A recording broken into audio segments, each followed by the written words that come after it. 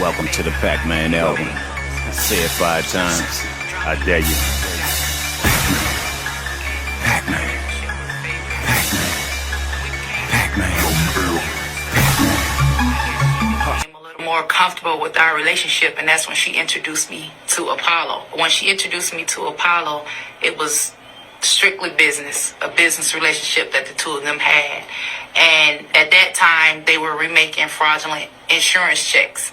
And of course, I was the one that would go into the bank with the identification, deposit the check, and then go back to the bank and withdraw the money, whether it was $27,000, $30,000. This went on for about 2 years. And then I ended up catching a charge, getting locked up for forgery, and I ended up going to prison. On my first trip to prison, I only did 4 months. But while I was away at prison, Apollo had also got arrested.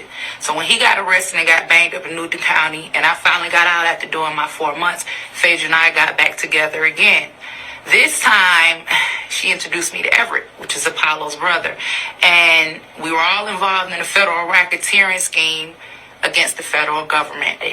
We would basically go to the car lot and write down the VIN numbers of the vehicles that we felt as if we wanted to keep or would make a good sale. Once we recorded the numbers down off of the VIN, we would take them back to Phaedra and Everett. And once they had it, they would make a fake identification card and a registration card to match the vehicle. The next day, you could take their ID and the registration card and go to another car dealership and tell them that this is your vehicle, and they'll cut you a key for a fee of $185.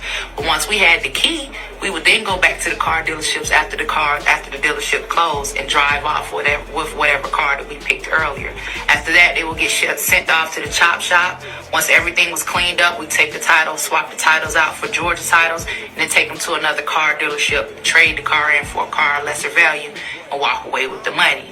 Phaedra went to my mother's funeral and stood on my behalf. And probably about 2 days later after my mother's funeral, I received a card in the mail from Phaedra telling me that everything would be okay when I got home. I got released from state custody in September of 2005. Upon my release, I tried to contact Phaedra several times, couldn't get in touch with her. But they told me when I was released I had 72 hours to report to the parole office. For some reason, full of problems, they took some from these niggas, now rest of your life you trying to dodge. The hood police itself to run your fam out of town. You was kin to a nigga that was way out of bounds. He done ran off with them pounds and got his mama's house shot. Hottest love in the hood when shit like this happen a lot. I don't understand that mind frame, I don't play them type of mind games. Loving some shit that don't love you back, waste of time, man. The streets don't love you, the streets don't need you. The streets might kill you, the streets might feed you. Gotta get away. If you done found a getaway, you a natural born leader, you gon' win anyway. The streets don't love